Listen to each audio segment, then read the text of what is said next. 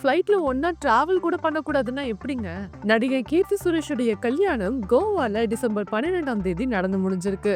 இந்த கல்யாணத்துல கீர்த்தி சுரேஷ்க்கு நெருக்கமான சில சினிமா துறை நண்பர்களும் கலந்துக்கிட்டாங்க.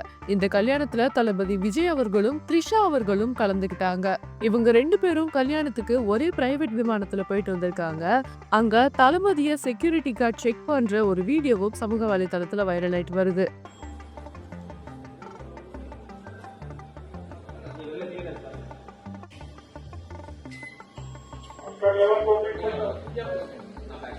இதை தொடர்ந்து தளபதியும் த்ரிஷாவும் டேட்டிங் பண்றதா சமூக வலைதளத்துல வதந்திகள் பரவிட்டு வருது.